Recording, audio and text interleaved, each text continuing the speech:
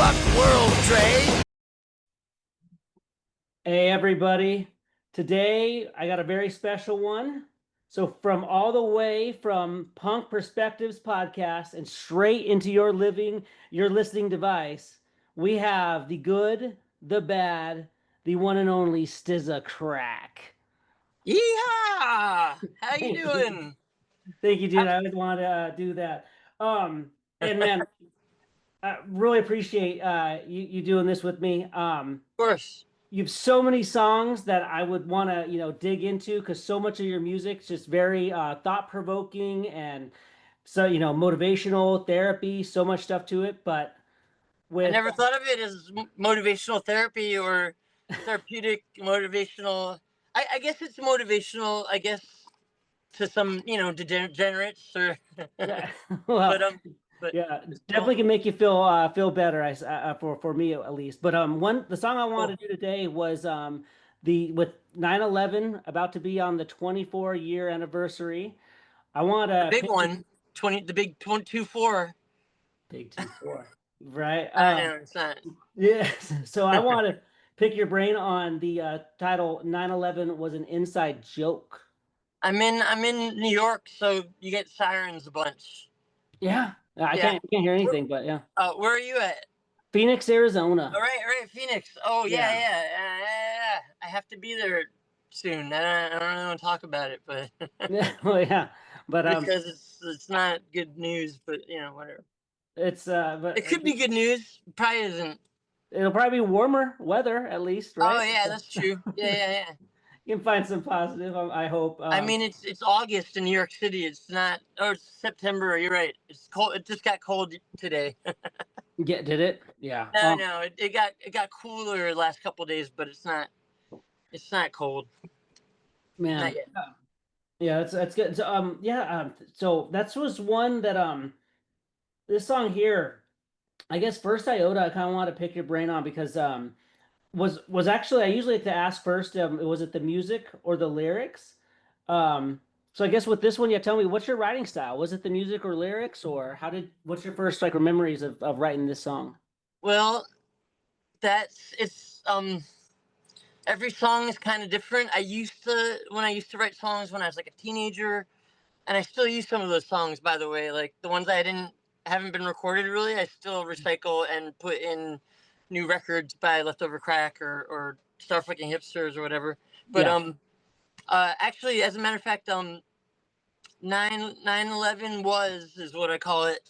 And then because they're supposed to, if it's in parentheses, I figure that's like the subtitle, right? Yeah. So I call it 9/11 was because it's easier. And also, that song initially was like my writing style or whatever, the way I write. Hmm. It used to be I could write a whole song, lyrics and music, right then and there in like an hour or something.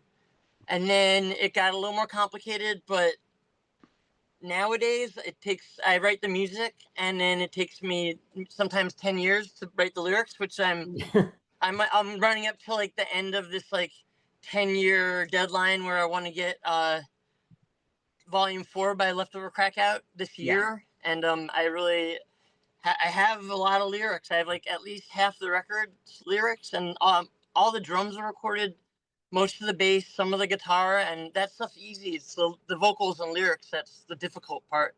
Yeah. Because I research stuff, like especially for Leftover Crack. It's kind of a thing where I really want to get things right. I don't want to just sing about stuff. First of all, I try not to make songs vague. I try Right. to make the songs kind of clear about what I'm singing about. I don't want people to mistake that I'm trying to say something different or the opposite of what I'm saying. And that being said, I also I tend to research things a lot. For 9/11 was well, first of all, the music is basically the if you ever listen to the end of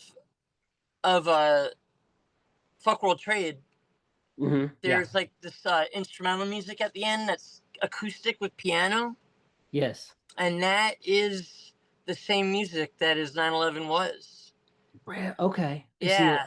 Yeah. If you want to like, if you get a chance, I don't know if when you do this podcast, when you like present it, if you cut to music at all or anything, but you could find it. I could help you. It's pretty simple. It's just after Operation Move, there's like this kind of piano and drum thing Yeah. with like harmonic guitar, and then that ends, and then another song fades in, and it's recorded on like a really kind of like a cassette 4-track in C squat, and it was me and a friend that played piano, and we just I'm playing guitar, and I'm just kind of calling out what parts to play on the piano a little bit, or what part's gonna happen, so that she knows where to go, and it's a really like nice. It's kind of like a really pretty piece of music. I feel like it's like really nice, and I decided that I would try to make it into a punk song, and it worked. I feel like it worked. I feel like Yeah. 9/11 came out good musically, you know.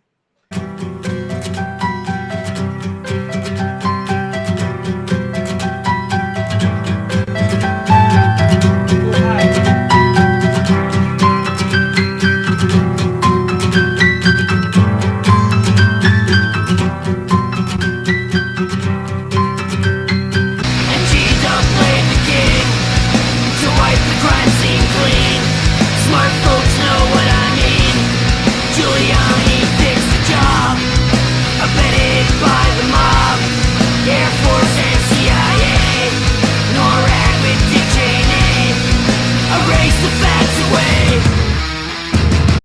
Yeah, absolutely, man. And like you said too, how you said you're like a lyrical genius in my opinion, because so much of your words, like you said, is very true, and you can feel that in the LOC song. I mean, anything you do, to where like as a young kid listening to those songs, what really kind of got me out of like more of this just like kind of like fun, let's go get laid punk rock to like, oh, what the fuck's he talking about? I would start looking Yeah, things up, what got me reading and shit, you know?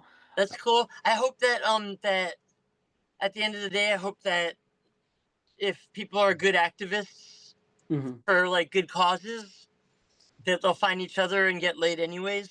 Does that Right, make right. sense? Yeah, You yeah, know, absolutely. because I Yeah. feel like that's in a revolution or whatever, like it's one of the few things that everybody kind of can agree on to some extent. It's not, not everybody agrees that the war on drugs should be over, or that like people should drink, or like or do this or that. But you know, at the end of the day, it's like if it's consensual and people are into sex, it's like it's free, it's freedom, it's free. It's like it's something that people should enjoy if they can find a person that will do it with them, or do Yeah. it by yourself, like I always have.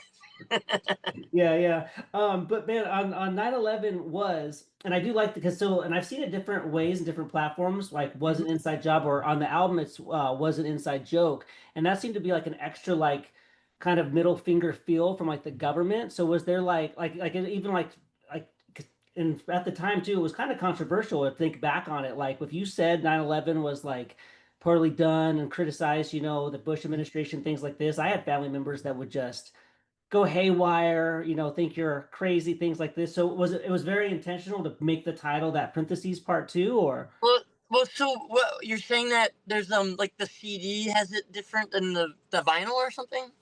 so it says on the CD, it does say it was an inside joke. Okay. And in And the liner notes it says that. yeah, if you go on your platforms like Apple Music, Spotify, these places, it'll say inside job. Huh. Yeah. Interesting. I feel like they messed up and got it wrong. I think they like were typing it and they're like, oh yeah, JOB. It saves them one keystroke, maybe. I don't know, but Oh yeah, that could I don't be know. it. I mean, maybe I guess it's less offensive to call it That's an what I inside was. job somehow, which is Yeah. crazy, right? But it isn't. And the whole point of calling it an inside joke was that nobody's ever asked me about this song, so I've never been able to talk about it. But I always saw it as these people, these like corporations, and like Halliburton and Dick Cheney and Bush and all their friends, like they all like laughed all the way to the bank, basically. Yeah. You know what I'm saying? And I do feel like, while I don't think anybody knows, and that includes the people involved with setting up 9/11. I don't think anybody knows fully exactly what happened, 100%. I don't think anybody's privy to that knowledge. I think that that attack was compartmentalized by government officials, and probably, and even if Osama bin Laden was involved to some extent, which he obviously was involved on some level, even if it was just to take credit for it, he was involved, right? He knew about it. He knew that it was happening, and I mean, his family was um was escorted out of the country by the Bushes. Yeah. Like, the Bush administration made sure to get all of the bin Ladens out of America, like in the days leading up to 9/11. I mean, it's just stuff like that Yeah. shows you that people knew something was going to happen, at least, if not exactly what was going to happen. They knew something was going to happen, and it was going to apparently reflect poorly on the bin Ladens, Hmm. who are like lifelong friends with the Bushes. Yeah, it's crazy when you look Yeah, at I mean, there's a lot of stuff. the It's also difficult because a lot of this, I wrote these lyrics in 2007, okay. and so we're talking 23 years ago. It's a Yeah. long time ago Yeah. that for me to remember exactly what my sources were completely, but I did read a lot, and I know that right after 9/11, I definitely didn't know what was going on. I don't feel like I pretended like I knew what was going on, but I knew that something was up. There was something fishy about it completely, Yeah, felt And like a big false flag kind of thing. yeah, and I don't think that I don't think the assumption was that it was a false flag operation by me, even at first. But by the time 2007 rolls around, I'd read enough and seen enough evidence to know that it probably was. I mean, Yeah. if it wasn't, there's so many coincidences that are too crazy that would make it not a false flag operation. But it might not have been. I think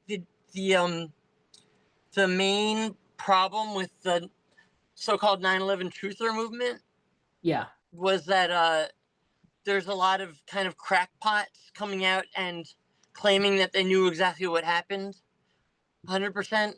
Saying like, this is what happened, this, and this in this order. It's like they don't know that things happen like that exactly. They know some of the things. There's some facts that are like undeniable, but and I tried to include most of those in the song, the Yeah. ones that I knew about, and um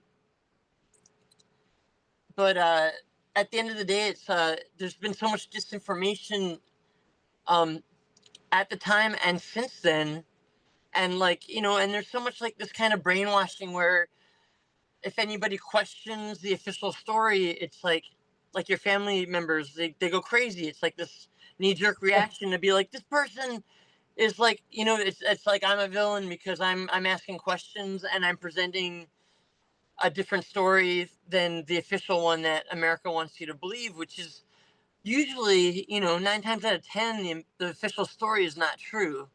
Yeah. I think a lot of people know that aren't just, brainwashed or just lazy, and it's, it's unfortunate that's where things are, but I don't even want to comment on like current politics because it's like it doesn't really have anything to do with this song, but it's just it's a continuation of all this, the same kind of like rich people squeezing every penny out of the world, out of poor people, out of everybody else, and they don't care if people die, and they don't care if they send people off to die, or like, lie about it through their teeth. It's like at the end of the day, they just want a dollar and a cent, They and want the it's like, $1 cent. Yeah. yeah, it's unfortunate because it's one of the reasons why we have this like crisis of of conscience for all of America kind of not trusting democracy, which is like, how could you trust democracy when any choice that you've had to vote for, really anybody that's going to be elected, not like Ralph Nader or Bernie Sanders or someone like that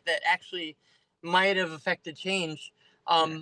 You have, and of course they villainize these people, Yep. the people that actually care about humans instead of caring about a profit. They're just smeared in the media, so everybody thinks they're bad people. But we know that. I mean, I don't even think most people know. I think most people think Ralph Nader's a bad guy, and he's not. He's Yeah. like really, his track record of what he's done politically throughout his career has been really like spotless. And we wouldn't have seatbelts in cars if it wasn't for Ralph Nader, basically. And that's a Yeah. fact, So how many people would be dead because of not having seatbelts in cars?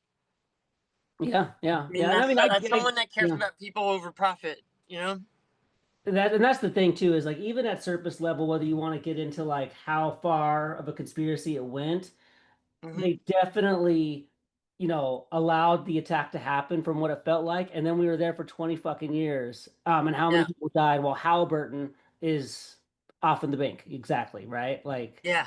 I and know and there's all these other corporations that we don't know the name of that are were profiting this whole time too. I mean, there's all these contracts given out to all these companies and it's just like the mafia. It's like oh yeah. get price gouging. It's like, all right, we need someone to build highways in Afghanistan or something, or like build like these things and this and that and fighter jets and tanks and shit, that like ordering stuff that is already obsolete because they promised somebody lobbied and put money into a campaign and got someone elected, so they get rewarded this contract, whether what they're building, if they're making fucking toilets for Yeah. the GIs that are $1 million each. It's like, it doesn't matter. They're getting that contract anyways because it was promised to them, and that's what they care about, the backroom deals. They don't care about soldiers or civilians or anybody Lives. else. Yeah. Young people's lives too. It's fucking sick, dude. Yeah. So if you don't mind, I kind of want to go lyric by lyric with you. Sure. And get kind of break it down because it starts off too. So you kind of answered a little bit, I think, earlier, but let's just double check. So uh first stanza is a bunch of smoke with building wad Like incense. Meatwad. The levitation, the evil Brooklyn. Okay, yeah, in descent under your god. Yeah. And we biked to We drink the bike. day. But biked, right? Like rode a bike. Yeah. Right. Yeah, Yeah. bike to drink the day because downtown just fell away. So were you like where were you when 9/11 happened? Were you in New York then? And Yeah. Yeah. Well, I was on. I was. I'd actually just gotten off work at this club called the Wetlands on. It's on Greenwich and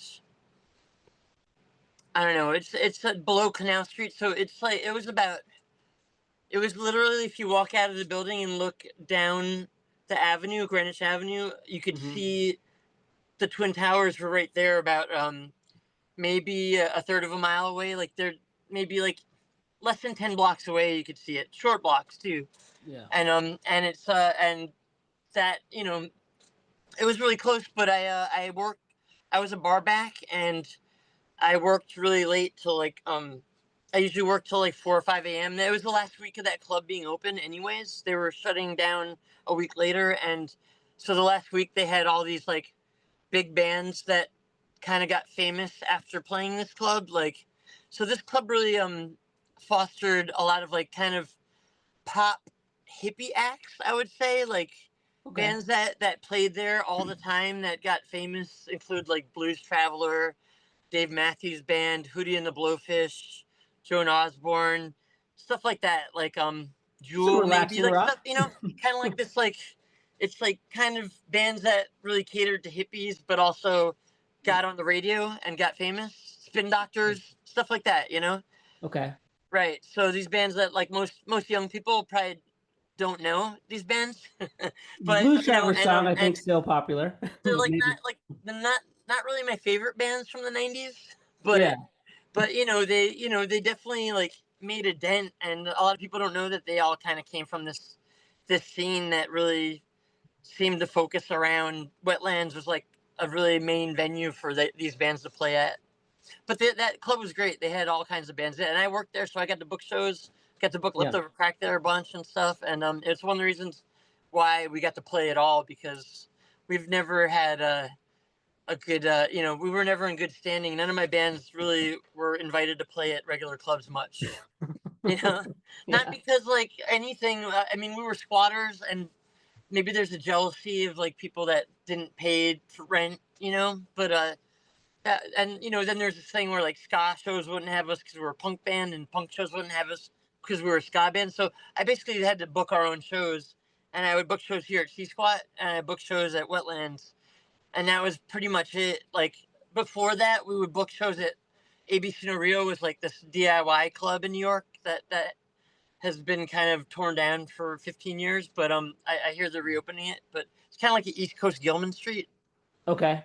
and that was where Choking Victim got their start here at C Squat and there, um, and by the time I'm working at Wetlands, my bands aren't allowed to play at ABC No Rio. We can play at Squats and we can play at Wetlands. So, and in the Okay. park, I would do park shows. But anyways, I'm getting off topic, and we can't No be worries. doing this all night. So, what happened on 9/11 was I got off work at probably 4 a.m.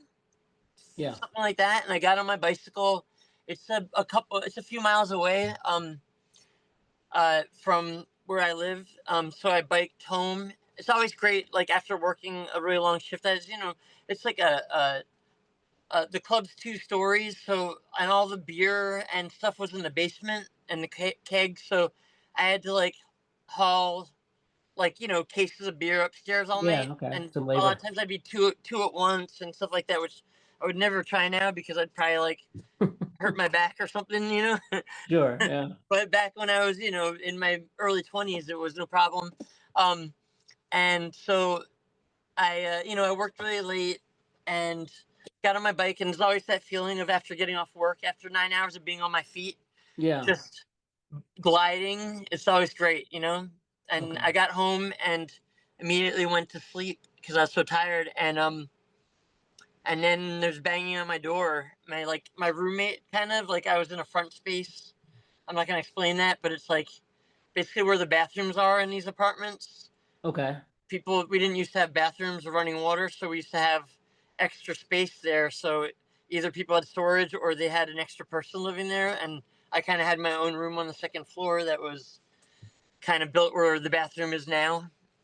And anyways, I'm getting the door knocked on. It's my roommate Josh, who's he's in he's saying, "Hey, Sturgeon, get up! The World Trade Center's on fire." I'm like, "So what? I don't care. I'm going back to sleep." And he comes back a few minutes later and like, just put in your TV for a second. I had like a little black and white TV. I was like, "All right." I turn it on, and there's like a hole in the World Trade Center, and I'm like, so I run up to the roof because we're not far. I mean, we're not that far. We're like, Yeah. You can there's like see it. streets. There's like streets, so to get there, it's not like a straight line. So it's like longer to get there, but it's really only like a mile and a half or something. So it's a very big building. Yeah. They were very big buildings, and we had like a clear sight line from the roof, and so I get up there, and the next thing I know, like within minutes, like another plane hits, and we see that happen, and we're like, that's when we're all like, people started getting worried, like they Hmm. started getting very paranoid, and in my building, like people started barricading the front door, and like thinking that for some reason, thinking that we were gonna get rounded up or something. I don't know where the Hmm. logic is in that, but it seemed like people hadn't slept yet. Some of them, you know, Yeah. because people partied. This was like a party building. And anyways, and we're just hanging out up there, and then one of the towers crumbles down, and it's just And that's like, that is something that this is like indescribable to see something like that in real life. Yeah. And also the way it fell is just straight down, which is not how I imagined buildings falling when I was a little kid in New York City. I used to go up against really tall buildings and just like go up against them and look up, and it always, if you look up and the clouds are moving, it seems like the building's falling over. It's very kind Yeah. of a cheap thrill for a kid, um and then then the second one fell, and then this is like an hour going by from when the first building was hit, and then there's fighter jets. Yeah. It's like, since when does it take America an hour to respond to a crisis? Yeah. It We've doesn't been take them an hour. It takes them, if a plane goes in a no-fly zone, they're there in seconds. seconds. Yeah, they're not. It doesn't take them an hour to show up, and that's like something that nobody thought about. I just definitely didn't consider that day. Everybody, like half the people on the roof, were terrified that we were going to get bombed. Yeah. And that's not that crazy when you think about how like the move bombing in Philadelphia and things like that. But I don't know. It was just pretty It's just nuts. a huge loss of life. Witnessing it must have been so surreal, Well, Just, from where we were, you couldn't really tell that that's what was going on, okay. because we weren't close enough to see a person. I mean, the buildings are huge, but a person is. Yeah, you would have seen the person. Yeah. You wouldn't have seen it. Like, yeah, we couldn't tell what was going on. There wasn't anybody. I mean, maybe somebody had a radio on the roof. I can't remember. But I don't think that we knew that was happening right away. Yeah. But we might have. I don't remember. It was like, Maybe hoping it was evacuated, or so, who knows. But so what's well, cool yeah. about I mean, it should have been. It really should have been evacuated. And the fact that they didn't evacuate either build, like when the first building was hit, they should have evacuated both buildings immediately. Mm-hmm. But they didn't, which is weird in itself, and just all this like chain of command bullshit, this Yeah. bureaucracy that like any other day things wouldn't have went that way, but that day it was special, and people like, the people giving orders, like that at the end of the day, everybody was saying how heroic Giuliani was, but it's like, it wasn't. We knew he was a villain, and like, I'll tell you something. That I know that I'm getting away from this, and if you want, we could continue this another day. If you gotta stop at some point, but It's all good, man. I want to tell you a revelation that I was told about not that long ago, that is kind of obvious, but I had no idea. Mhm. I don't know if you heard about this, but like, I think I mentioned it in the song, that like that the crime scene was like the evidence. Like, when that's a crime scene, 3,000 people dying. It's a Yes. crime scene. You don't destroy the crime scene. You don't trample it. You don't fucking take it away in trucks and move it across the river to a dump. You don't do that shit. You don't say that bodies evaporated. That's not how science works. You know what I'm saying? And it's just so we were, there's always this knowledge that the mafia the mob were the people that like ran the sanitation, and so they were somehow involved with cleaning up the crime scene, or the whatever you want to call it, ground zero. Ground zero. Yeah. I mean, the crime, but it's a crime Crime scene scene. that shouldn't have been tampered with so much. I mean, I get it, like that. I mean, they didn't. Now there's all this like people dying of cancer from the fumes and stuff, but they didn't know that at the time, and they just quickly, like within days, they got rid of the wreckage and Yeah. cleaned it up until it was still smoldering, but all the building was gone. And we could see this, you know, you could go there kind of nearby and see it. And the revelation I had was that when Giuliani got into office, he basically ended the Italian mafia's reign in New York City. With the RICO cases they do, right? Yes, yeah, and he was like kind of instrumental in that because he was a DA. He was like that's one of the reasons he got elected mayor. I think was because he like got a lot of these mob guys arrested Yeah. and put Yeah. in prison. And the thing is that the mob that cleaned up the crime scene, and this is what I know now because of like really reliable information, it was the Russian mob. Yeah. And if you think about that, Giuliani with the Russian mob, if you think about it, think about Trump and Giuliani and Russia, how Yeah. close they are, and that these guys have been close since 9/11, since before that. Giuliani basically cleared out the Italian mob for the Russian mob to take over all the illegal stuff.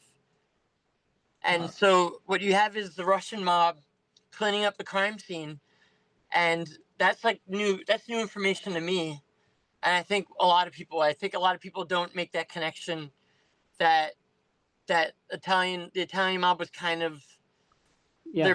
their reign of power was kind of over, and it was Giuliani putting in the Russian mob to take in the vacuum, the power vacuum, you know.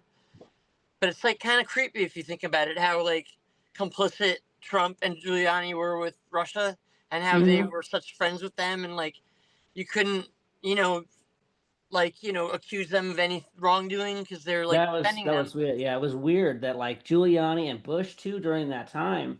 It Yeah. was like I was saying, it was almost sacrilegious to like say anything against those people during that.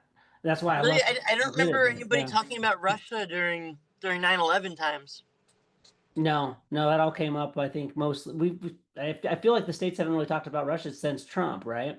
Right, but I didn't even realize that it was the Russian mob involved until like a year ago or 2 years ago, as like is brought to my attention. Yeah, and that connection makes sense because then there's their cut basically get rid of the Italian. I mean, I'm thinking, who knows, right? Yeah. But yeah, So get rid of the Italian mob and boom. my question is, I wrote that song 23 years ago, and I know I mentioned the mob. I think I mentioned them cleaning up the crime scene, or maybe I didn't. Let me go into the next stanza. Sure, Yeah. sure. Oh, but Yeah. the biking, I actually I biked with a friend down to like Calm kind of down. like to help if people needed help, but they really wanted like kind of qualified people to volunteer. So we kind of biked to the west side highway, and climbed a crane in this construction site so we could see better. And we had beers and we were watching, and that's when we saw Building 7 fall, which was a much smaller building, much Yeah. wider building. And And there's why it fall? something I'll get to this after because I don't think I knew about this at the time. But let's Yeah. go to the next stanza, and I'll try and loop that back in how Building 7 is important and Yeah. gives us a lot of information about what happened that day. Yeah, man. Thank you. And I like to know too. So that part is true though. That's your life. You did that. You had some beers. You did. Okay. So now, yeah, I'll get into the second stanza. So, and the towers falling down gave the USA a frown, and all the bumpkin wept at zero ground. The bumpkins. So you want to talk about that? What? Yeah. What do you? Yeah. Bumpkins, I don't know. It's an offensive word for Hicks, kind of like Mhm. not that Hicks isn't offensive. It's just a way. It's like I don't know. I remember after that I had to go. I went. Our first tour started that Thursday. 2 days later, it started in Pennsylvania, and right after that tour, there's like a month-long tour. We had to go to we were going to Europe or Canada or something. I needed my passport. Yeah. And I got it sent to my mom's house. She was still living in New York City, and I went to my mom's house, and her best friend since elementary school. They grew up on Long Island. Her and her friend Ronnie. They were like sitting watching like the news, crying. This is like a week later, a couple weeks later. they're just sobbing, and I'm like, I just kind of was like, all right, You I just start gotta get seeing my it. stuff. See you guys later. I didn't, I didn't want to like, downplay it, but I was a little like, Yeah. my thing was that everybody's so upset, but they were never upset when people outside of America were murdered. Right. When we bombed people outside of America and people were killed, nobody ever cried over them. I mean, people did, but not. It wasn't like this. This kind of like media manipulation. And that's what I Kind was of gonna like, say. it was Clearly, kind of the obvious that that's narrative. what was going on, and I just was like, I kind of, in to myself, I kind of rolled my eyes. I was like, these guys, like, they don't give if this happened in India or in South America, they would fucking not give a shit. Yeah. They'd be doing whatever. They'd be having a good old time, and that was my point about the whole bumpkins. Yeah. I was talking about my mom and her friend, basically. I know. I And they're feel from you. Long Island, but you know what? Long Island, it's like there's It's a place different called there. there's literally a place called Hicksville in Long Island. Yeah. So Yeah. they're bumpkins. Yeah. You go out to Long Island, you start seeing different types of New Yorkers for sure. Yeah, definitely, yeah. But Um. I joke a bit, but I try to. I think it's important to take these things are serious, and it's serious that life was lost, and that this stuff is like really terrible, and I think I was younger and I was kind of more I guess the word is like kind of crass and like a little bit like um tunnel visioned about my point of view about it, where I just was like, I was very like I was upset that people weren't upset about other people outside of America being hurt and murdered and killed all the time, and there's massacres in the name of America, and it just like it that felt offensive to me, to have my mom and her friend crying all day, and who knows, for a week they were crying, and they would never shed a tear over someone in another country, you know. Yeah. Yeah. Yeah. No, I feel that 110. Especially Yeah, like you said, it was kind of the narrative coming through, and then like to get further into it, why I like this song so much. It was more like they got played into a point. The government, yeah, what Bush, Cheney, fucking all these guys, they don't give a shit about them. Like, you know what I mean? It's like, yeah. oh, um, yeah. So then, there we go. So, but all these fucking lies, um, sew up the weary eyes on. So up our weary eyes. I don't know. I should read this with you because you know what? I Yeah. have the lyrics somewhere. Hold on one second. How about it? Okay. Okay. Wait, oh wait, look right here. Wait, what is this? This is actually really odd because I do have it. I happen to have it sitting right Okay. here somehow, and it's Yeah. very coincidental because my place is a fucking mess. I Yeah. have ADHD and I'm on the spectrum, and I cannot clean to save my fucking life. It's a mess. It's a fucking mess, and I couldn't even do this without like cleaning the area around my desk a little bit. But oh man, this I can see why you're having trouble reading this. Are you reading this version? Yeah. Yeah. And with my Yeah, sunglasses it's on, very like an small, idiot. and you have your Yeah. sunglasses on. That's why I put mine on. But I don't know if Yeah. I can read this without. I need a little more light. All right, let's see where we're at. So sew up the weary eyes. Yeah, wait, let me read it because you get near a little. Where are we at? Yeah. And the tower's falling down. Gave the USA a frown, and all the bumpkins wept at zero ground. But all these fucking lies sew up our weary eyes. Sew like knitting, sewing. Yeah. Yeah. Close it up. Um, because 9/11 was an inside thing. Yeah, that's what you're trying to say. But that's kind of doesn't say much there, does it? Yeah, that's kind of straight. So if you But don't. the next bits I think is good because it says I see G Dub, and I'll let you read it then if you want. Yeah. Oh yeah, and G-Dub played the king to wipe the crime scene clean. Smart folks know what I mean. Giuliani fixed the job, abetted by the mob.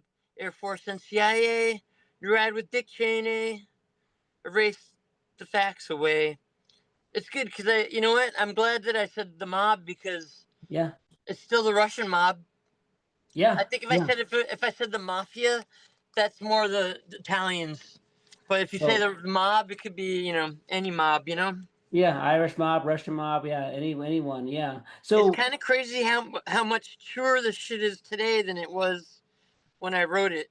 so what were you like? And so when you were writing it originally, you were thinking maybe it was like the Italian, like some sort of collusion there, or I guess what Well, do yeah, you I mean, the what we read about and heard was that the mob erased the crime scene, but you know, I don't not know if it was specified that it was the Russian mob. I mean, it was never specified as the Russian mob, but I don't think it was necessarily specified that it was the Italian mob. I think everybody just assumed that when they read mob, because like we didn't. I think the Russian mob wasn't like on the radar so much back in 2001.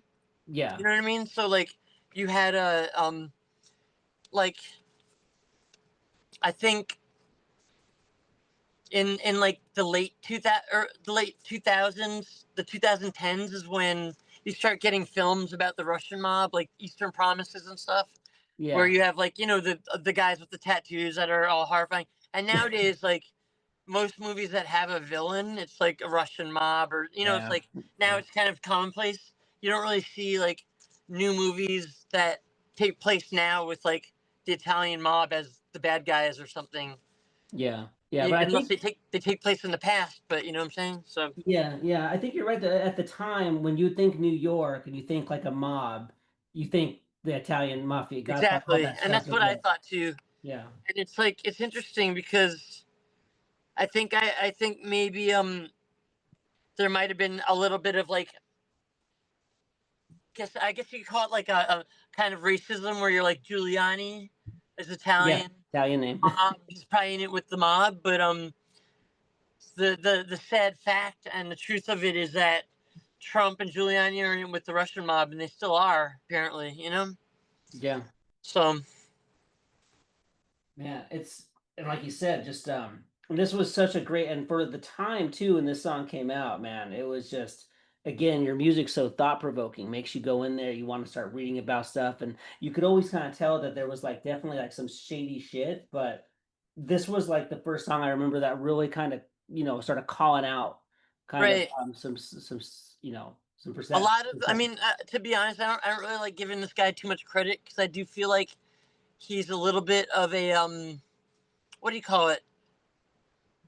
When you have somebody that presents like information to the public that's like a lot of it is true, but Yeah. then they also use that person like with I think unbeknownst to the person disseminating that information, they are also used to disseminate false information at the same time. And that's Michael Moore. He had a book.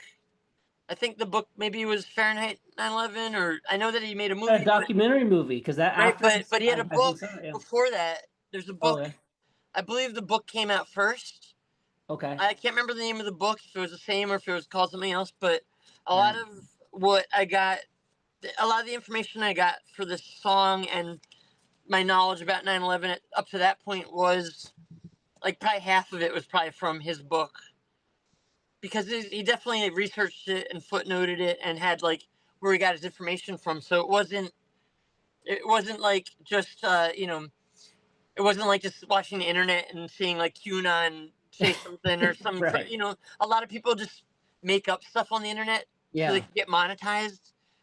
They make up crazy theories Flat so that Earth, they all can these get things. money Yeah. from YouTube, Yeah. and that's where we're at this time. But back then it wasn't really like that. And oddly enough, the first person to put out a documentary that really had a lot of the information correct Mhm. is another one is Alex Jones, Mm. who like most people know as the hot-headed fucking like The school shooting one. unhinged like right wing like piece of Yeah. shit, right? Hmm. But back in around 9/11, before that and after, he was really a hero of the left wing. He was like an anarchist hero back then because Okay. he had was the only person to this day that snuck into Bohemian Grove, which is where like Oh, the yeah. elite kind of have these rituals, these like kind of pagan rituals, and it's debatable as to whether they actually kill a child or not. Jesus Christ. But if they don't do it there, they probably do it somewhere else. Yeah. But it's, you know, this whole thing with Moloch, and I'm writing a song about this for the new record. Yeah. Because Okay. Moloch is just is what Christmas turned into. Man. It's like the Krampus and Moloch and Baal is this ancient god that people used to sacrifice their children to in Carthage, and like the Canaanites or something. And it's like this ancient religion that really lives on with elites. Man. And like and a lot of this like trafficking, like children disappearing and trafficking of children is like for shit like this, for like rituals that involve this god that, you know, is you know, I don't know. It's there's such a rabbit hole with all this shit, and like um, and I don't really like to give credence to some of it, but a lot of what I've read about and seen has been has really kind of opened my eyes to like stuff I kind of wish I didn't have my eyes open to. You know, like it bums you out. Yeah. It's a bummer. Yeah, a lot of it's a fucking bummer, and it really makes you like wonder what the fuck's wrong with people. You know? Yeah, which is again with this song calling out fucking the president and Julia, all these people that were made of heroes and stuff at that time. And I mean, unfortunately, it's like I have these guys are like the three main puppets. But I will say Dick Cheney was responsible for having NORAD stand down. From what I've read, that he went into NORAD that day, and had them run drills that involved skyscrapers being bombed, right, and things like that. Basically, like he had them run drills on the morning of 9/11 that were almost the exact same scenario as what was happening in New York City that day. Right. And that is why it took them an hour to scramble and show up, because they didn't know if it was drills or if it was real. So they were doing these drills, and that is like, you know, you can you know, you can refute whether it was Dick Cheney that was there in person or how that went down exactly. And I also think that was probably compartmentalized, as in his job was to do that, to go to NORAD and have them run drills and weird, like certain drills. And but you know that he was a puppet. Someone higher up gave him that job, right? And everybody kind of had a part that, you know, ultimately I think it was Giuliani's decision to evacuate the buildings, and he didn't. And I think he knew about it. Obviously, seeing where he is now, and his collusion with Russia and the president, and you can pretty much say that he knew what was happening that day too. Yeah, his moral compass is you know, been kind of proven, evident. Yeah.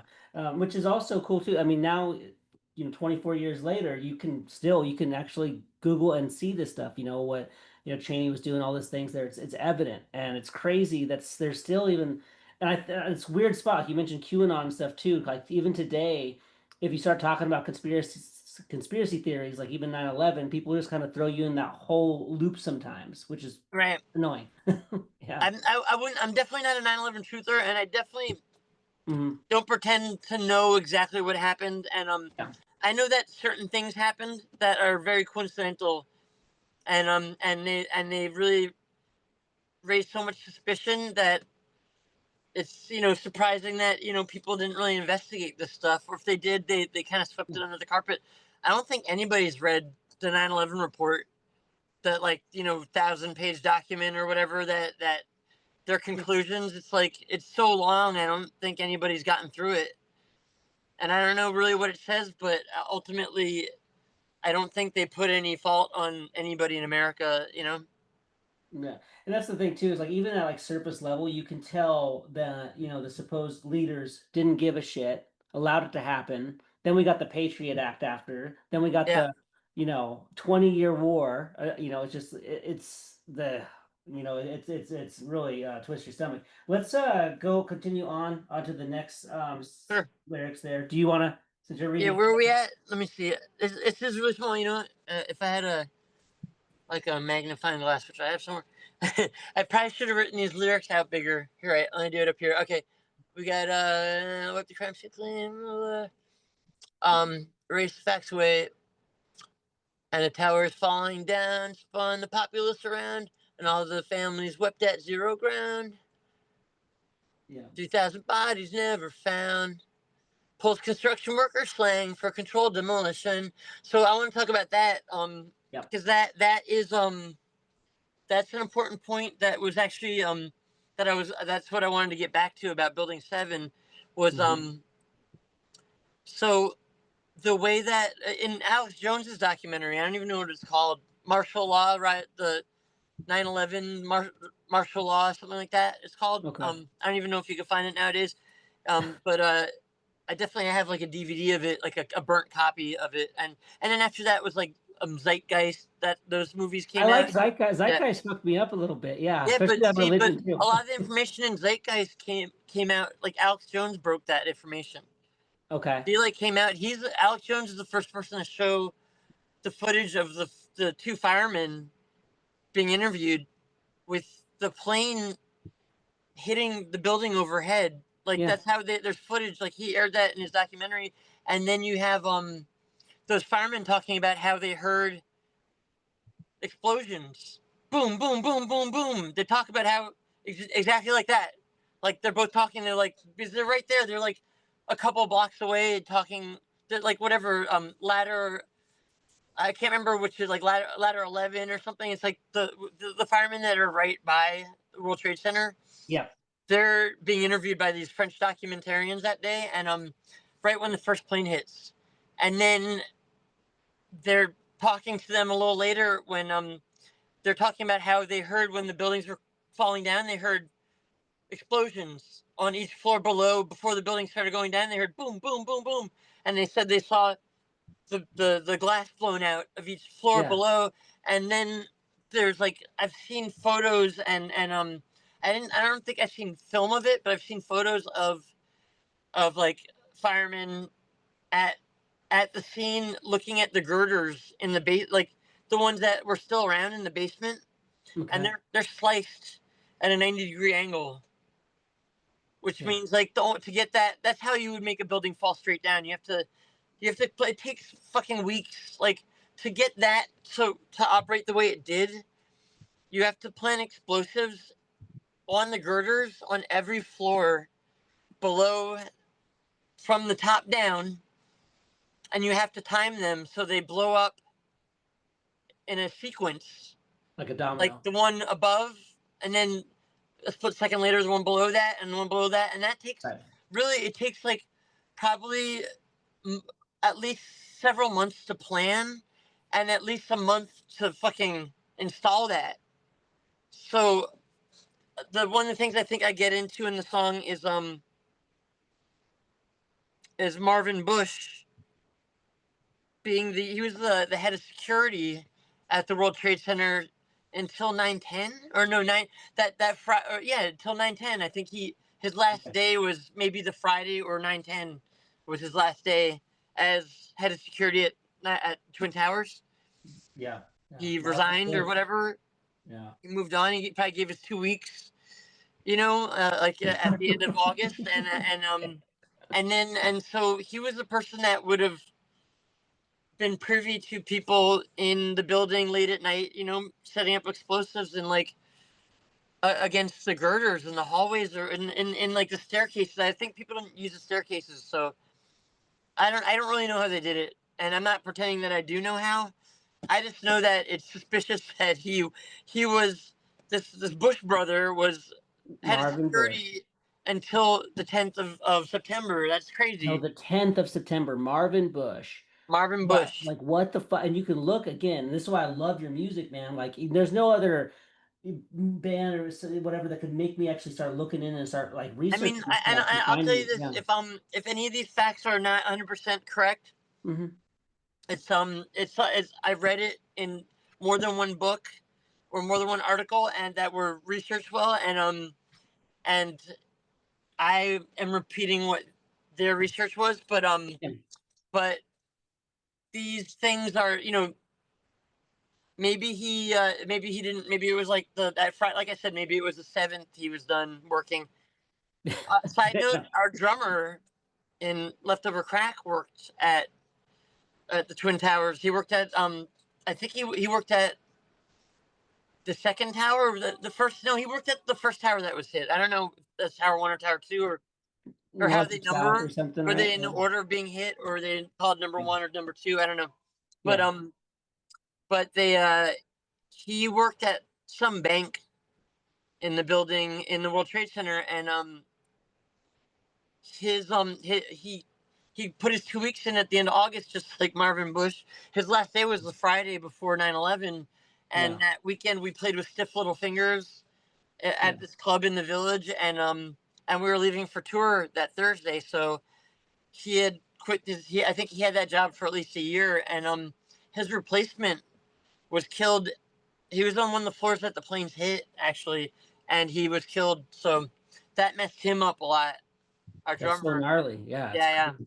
Yeah. And he was, now he plays with the Slackers, but he was he's really his name's Ara. He's a really intelligent guy, and very great drummer, and like he's like a friend, but he's an interesting guy, eccentric. Drummers are eccentric usually, but Yeah. he's like one of the more intelligent drummers I've ever hung out with. He reads a lot, and like I think he was definitely torn. I think that he didn't really appreciate all I had to say about 9/11, but also I think, on some level, he appreciated that he wasn't working that day, Yeah. which Because is I mean, kind it, of, it sounds right. Leftover Crack saved his life. He would have been working in the tower. Yeah. you said it. Leftover Crack saved lives. Yeah. Yeah. I mean, it's Right. true though, because it saved my life, and I think other people have told me that they've gone through hard times, and having, some of the subject matter of our songs presented to them helped them get through hard times too. So, Yeah. Oh man, you it's know, 100%. It's your music so, like I said before, therapeutic at times too. You have these days and I, you I would have like to great. refute the genius part, because that's embarrassing, and also I don't agree. Um, I don't think I'm a genius, but I think that I appreciate the sentiment, and I definitely like look. I put time in to research things.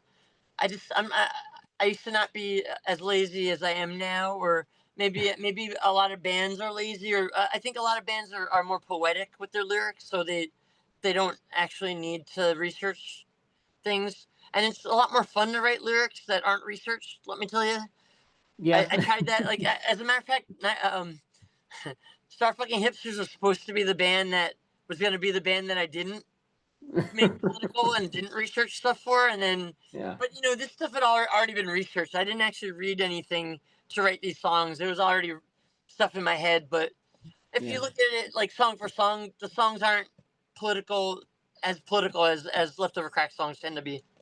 Yeah, well, I mean, thank you again for how you do it, because yeah, you bring in so much knowledge and stuff, and like I said, it's thought-provoking, therapeutic, and also just the beats and the sound. I mean, it's the first band I can remember being a ska-core or ska-punk, whatever you want to label it.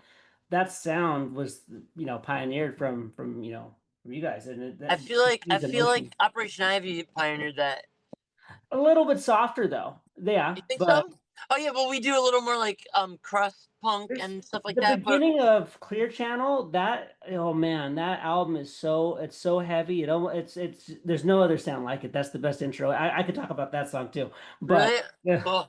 I wrote, that's a song that I actually if we end up talking about it at some point, I can I found recently I have a 4-track version of me playing. So that song I played the drums first. I don't yeah, think I knew what the music was going to be completely. I literally played that song through the whole, like, all the same drum parts through the whole song to the end, and then I wrote the music and lyrics, and mhm. I have a copy of me playing everything on that song, and it's one of the few songs that actually doesn't sound like shit with me playing drums on it. Like, I pretty much like sound bad on the drums, and like everything else is okay, but it's like that. That's one of the few songs where I like actually kind of got it. I sound pretty okay, you know, like I don't know. Yeah. Oh, so let's go back to this song though. There's so many too, man. So where were we at this part? Okay. Oh, we're at the so the building's being pulled, right? So Mm-hmm. this documentary was aired on PBS, and honestly, I feel like they still air this documentary periodically to this day. Really? And it was made after 9/11 at some point, like not that long after. It must have been within a couple of years, and it was really it was kind of like a bullshit documentary where they try to scientifically prove how steel could melt under Right. extreme heat, which Yeah. is not true. It's not possible, really. But they try to make a case for that. But you have this guy, I can't remember his name off the top of my head. Silverstein, I Okay. think his name is. He's the guy that, like, I think, like, really soon before, like, right before 9/11, like, within weeks, he put out the highest insurance. He took out the highest insurance on a building insurance or whatever Right. of all time. Yeah. It was like billions of dollars. He Not got shady an at all. insurance, and like it's like a record. He broke a record, paying the most for like this really high paying insurance for if the buildings fell down or whatever, Right. or something happened to him. And there's another part that this guy, and he apparently he owned. I think he owned at least 7 of the buildings because when they talk about Tower 7, which is the one that fell down later, it housed like I think the FBI and like Yeah.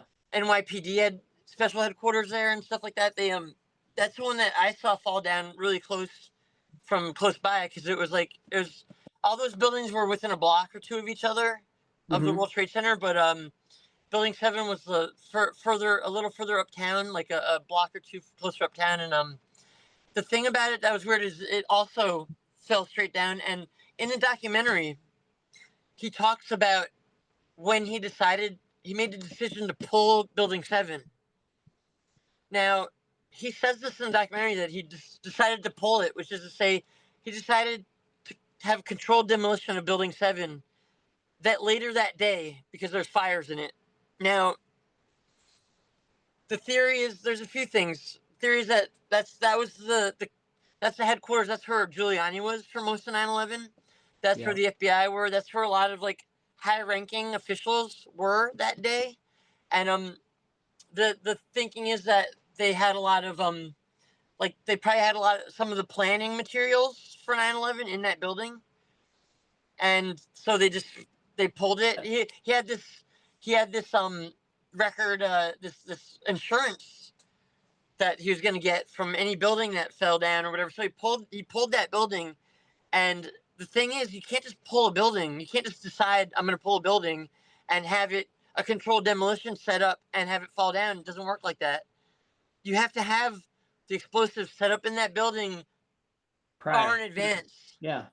Now you also have to think about that these buildings had these explosives that would have made them fall straight down for weeks, probably. That's dangerous. You have people in a building with these explosives. Now, Mhm. I often wonder. I figure like part of me thinks that they thought that the planes hitting the building would have ignited Mhm. the explosives to start the chain of demolition. Yeah.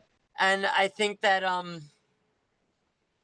that obviously that didn't happen, and that just goes to show you how strong steel is and how it isn't. These buildings were made to withstand direct hits from airplanes. Mhm. You know, they were built in 1973. This is like these are new buildings. These were new.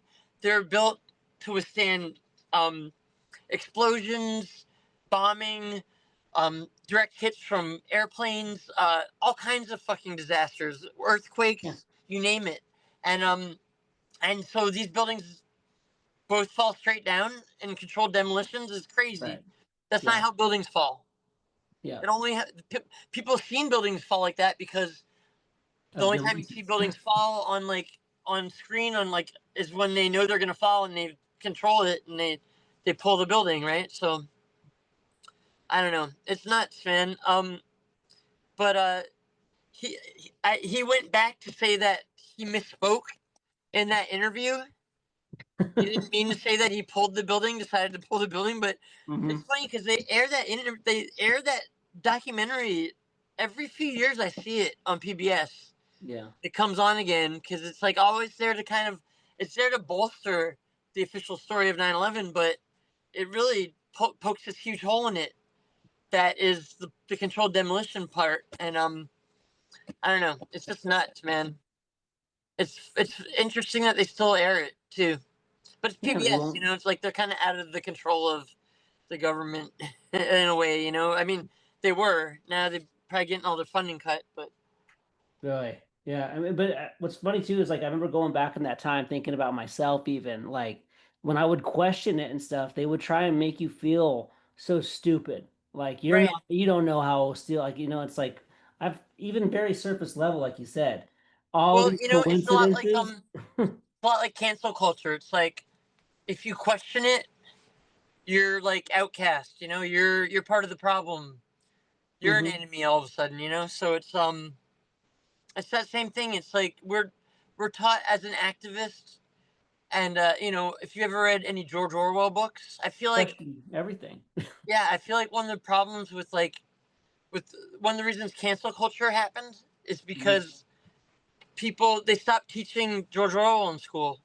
I mean, I had to read George Orwell when I was in junior high. We read Animal Farm. In high school, I read 1984, and if people read 1984, they would not be involved in cancel culture because it's that totalitarianism from that book. It's the exact same thing. This newspeak, this lies are the truth are lies, and the more you repeat a lie, the more truth there is to it. And I think Hmm. it's unfortunate. It's like people are just hive-minded because they're not reading books. I heard that Yeah.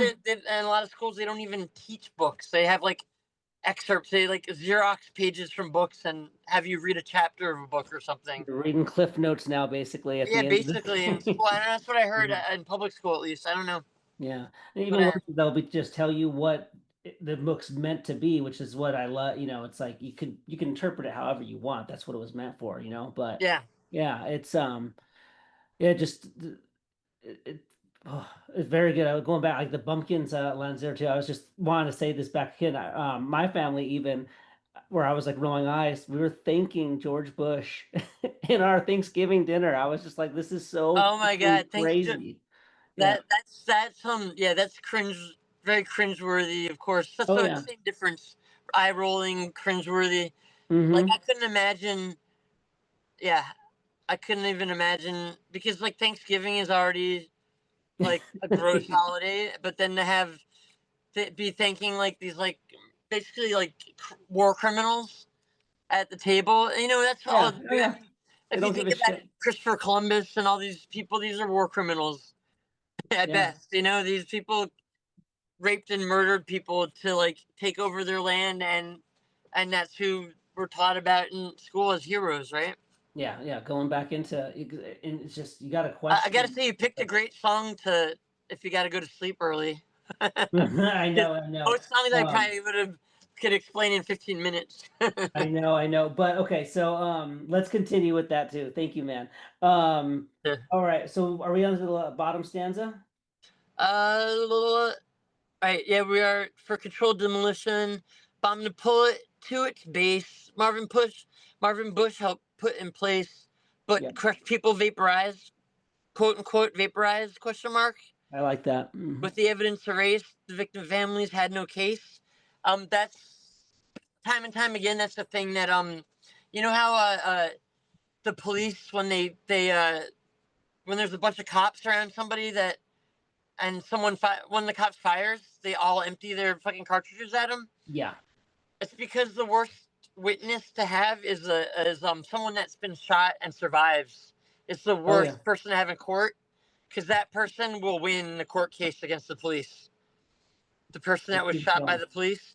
But if you murder them, then the families, it's like the families versus the cops, and it's like they weren't there, the family wasn't there, the police were, so it's their story, their story versus theirs, and it's like the official story is the police's story. That's what they feed the media, and that's what the media reports. And so what you have is the same thing. It's like you have this crime scene that if people really knew what happened to their family members, they would be enraged, and they would have fucking, there was, I think, about a month after 9/11, there was a riot. The firemen rioted at Ground Zero.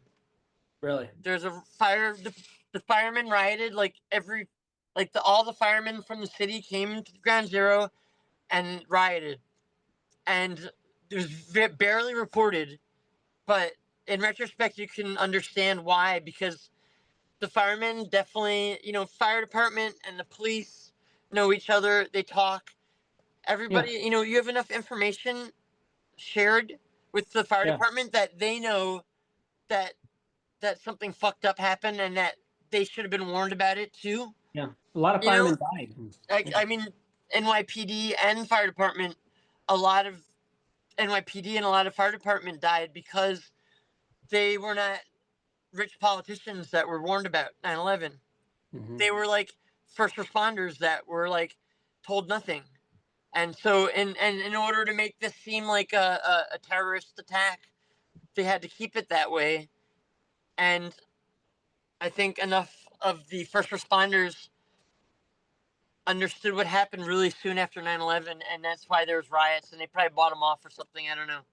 But it didn't last long, and it really never came out why there was a riot down there. So, but again, it's like you have this story that people were vaporized. Yeah, because that's why you were saying there's no How evidence. the fuck are people vaporized? I mean, even if a bomb explodes, people aren't vaporized by a bomb, maybe by a nuclear bomb, but not by like explosives in a building. A building falls and everybody that was in that fucking building was in that rubble somewhere, you know what I'm saying? And saying that they're vaporized is just a disgusting excuse to fucking get rid of the crime scene. Yep. And just to like sweep it under the rug and pretend that there's no evidence. Yeah. And also to take away the evidence, like any evidence there might have been that it wasn't terrorists. Yeah. You take away the planes that impacted into the building. You take away, there's a story that the passports of two of the terrorists fell out of the planes unscathed by fire or vaporization. Right. Crystal clear passport. Landed at the bottom of Ground Zero, in the rubble. What the fuck, like that's insane. That's such an insane story. And then there's also the footage of people, of a lot of the so-called hijackers that were in the planes. Most of them were still alive. They've seen them on, there's like footage of them traveling to other places in the world, like on camera at airports, and like these people weren't on the planes. That's why on the cover of Fuck World Trade I have Giuliani's little remote control thing, because it's like I don't think those planes had people in them. I mean, maybe they had maybe the people. I don't think they had terrorists on them. And I don't think there might have been the people that very well could have been the people. I mean, I figure that people's families, the families of people that were on planes that died, would know that their families were dead. So but the fact that you take away the planes and the evidence, it doesn't sit well. And I'm sure it can't sit well with the families. If it doesn't sit well with me, how well can it sit with the families of the people that were on those planes? And it's just I don't know. None of it adds up to the official story. That's all I can say. Yeah, there's just so much smell of bullshit. And then when you start looking into this stuff, you see how they basically did it before too, like JFK, Magic Bullet. There's like been like they've been doing this shit for a while. It's Yeah. once you start getting the feeling, and Well, I mean, one of the platforms that Trump ran on was that he was going to declassify all this stuff, like the JFK assassination and Epstein, the yeah, Epstein files, and he's not. He hasn't. yeah, surprise, but yeah. Surprise. um, yeah, no, it's just it's what's crazy that you can smell all this bullshit, like you said. At the very least, what crazy coincidences, but it gets beyond. So let's get to the end of the song because I feel like we probably already talked about everything. Let's see what we else. Yeah. All right, because we already talked about almost everything in this. So but all these fucking lies make the baby Jesus cry. I took that from a World Inferno Friendship Society. They have a song about making the baby Jesus cry. Okay.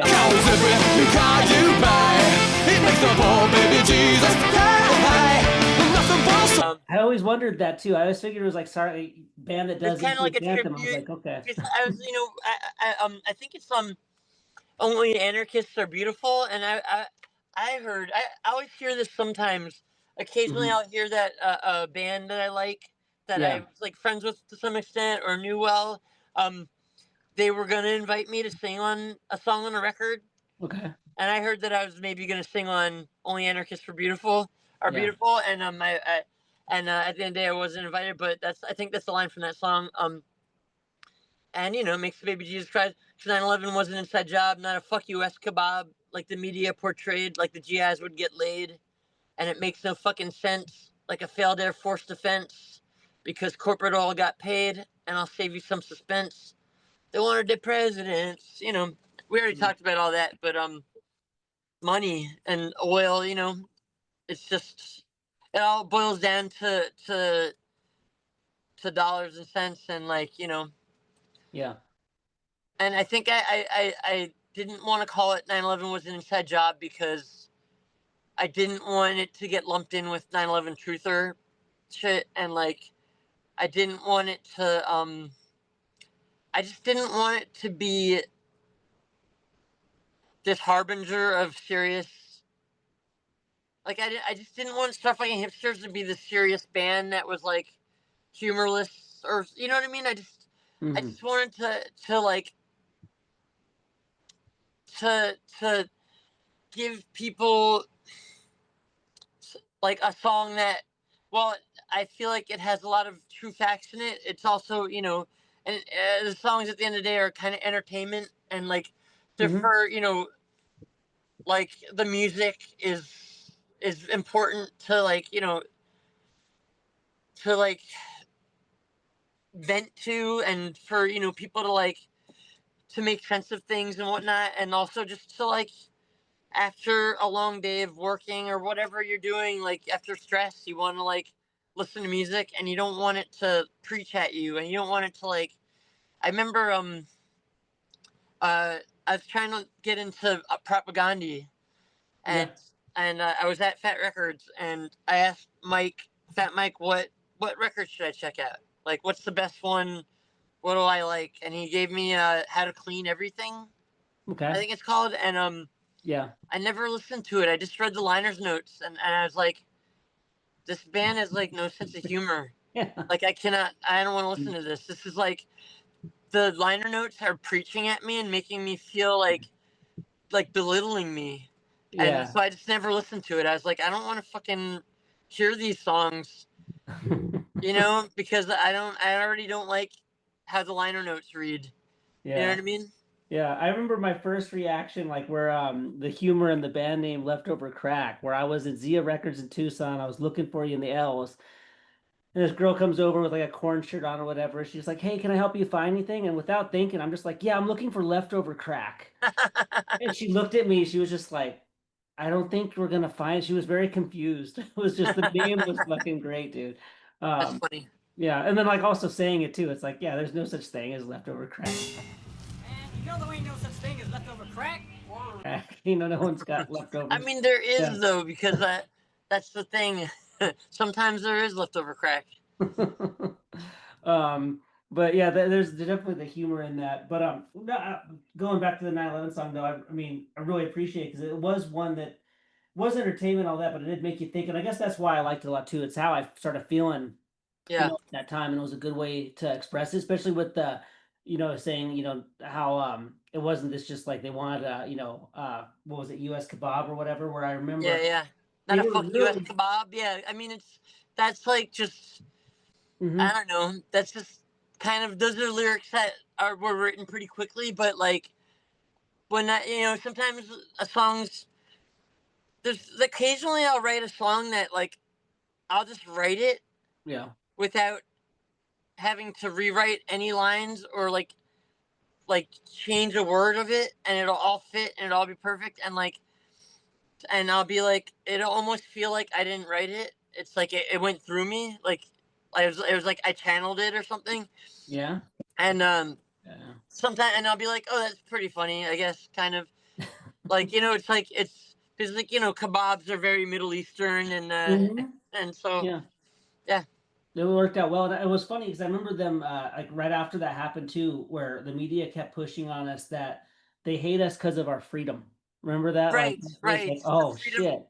Yeah, yeah. They hate our freedom, which is just like, I mean, it's such a stupid way to describe the fundamentalist Islamic approach to politics. Yeah. Is that they hate freedom, and it's like, and it's not, and it's also the way that they say these things is to describe. They're trying to describe like everybody in a country, Mm-hmm. like every citizen of this country hates our freedom. It's Yes. no, it's like these fundamentalist fucking nuts. These fucking like the same people here, the fundamentalist Christian nuts that are like taking away our freedom and like starting wars that are like it's like and a lot the irony is that most of these so-called Christians like George Bush and Yeah. the Bushes and stuff they're not religious. These guys are like these are the same people that you find at Bohemian Grove having pagan ceremonies, and instead of they don't celebrate Christmas, they celebrate fucking the fucking Pagan shit. the Yeah. solstice, and like fucking whatever the holiday is that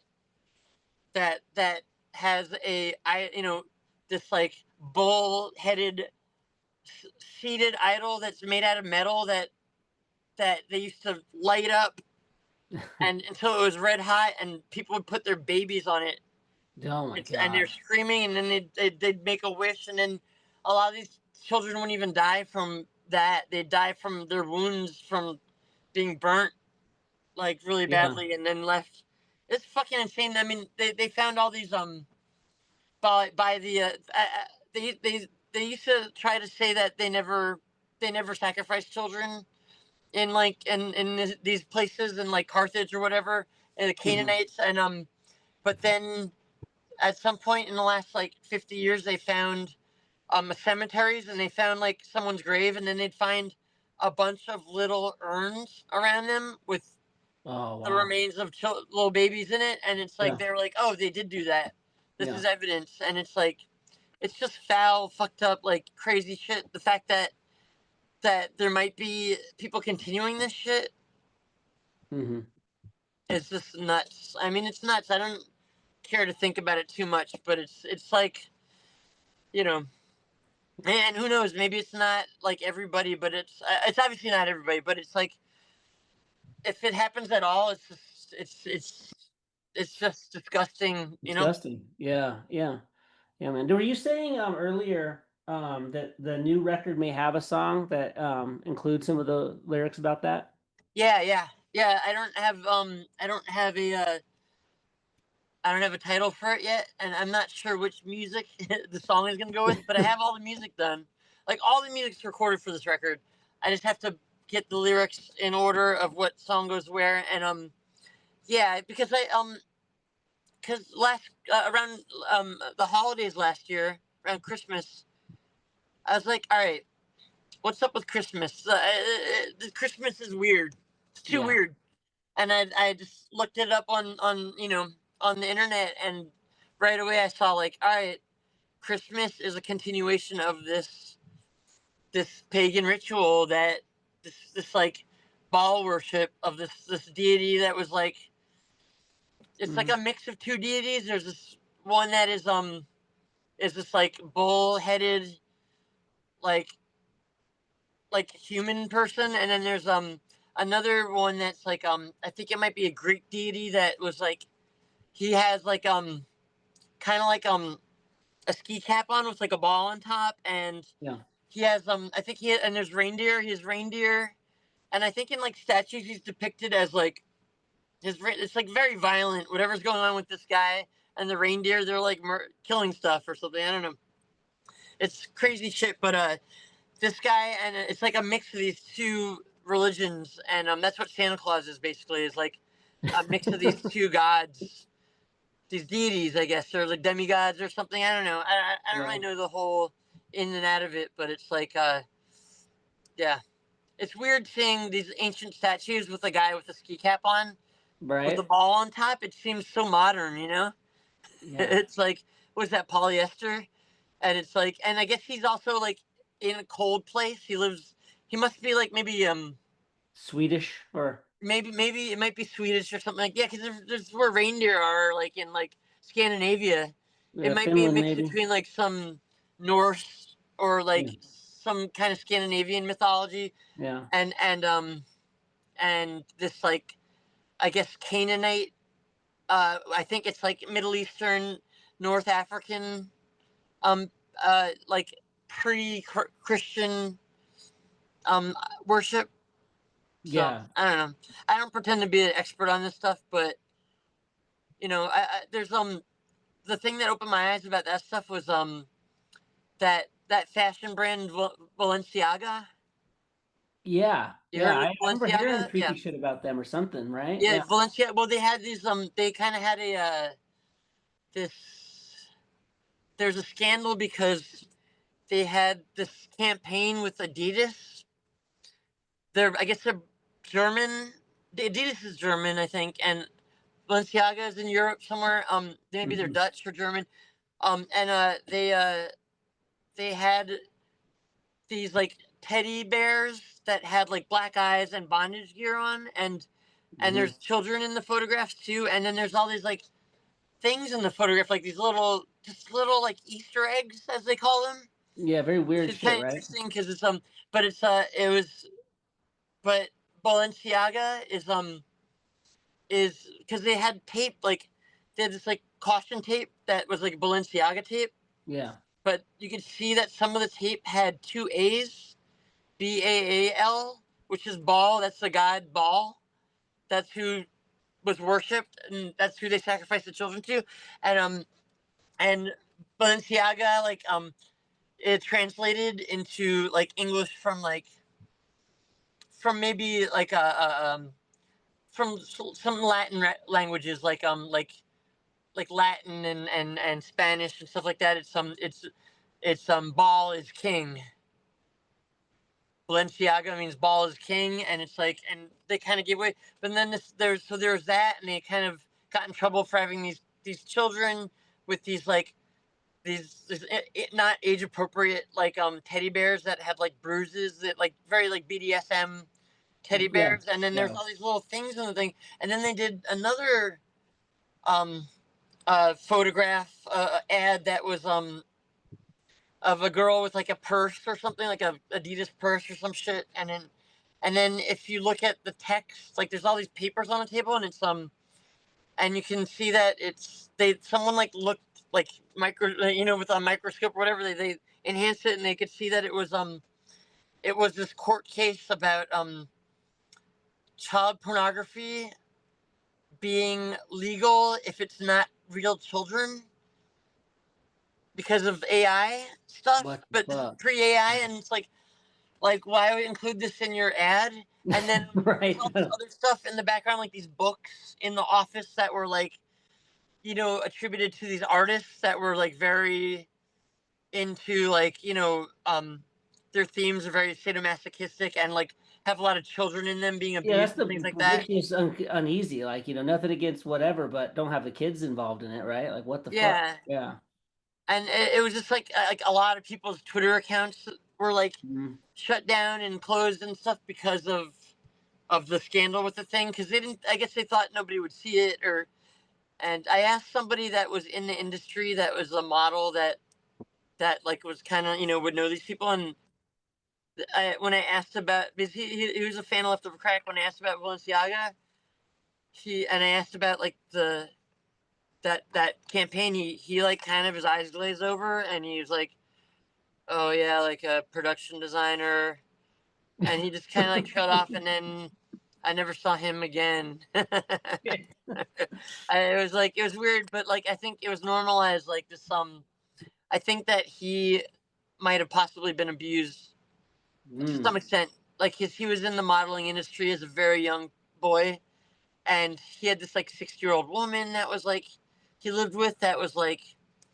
seems like they slept together, and it's just all this kind of this gray area of like this like kind of pedophilia thing that like is normalized in that world of like high fashion and modeling. And it's like, I don't know, it's for another song. It's not even for the song about Ball. It's for another song, you know. Yeah, for another song now too. Yeah, I can't. yeah. I don't know if I'll sing about that, but it's just Yeah.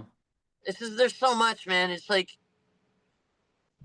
it's like you know, sometimes you don't want to dig too deep because you are always faced with worse, like harder truths and more Get like bummed out.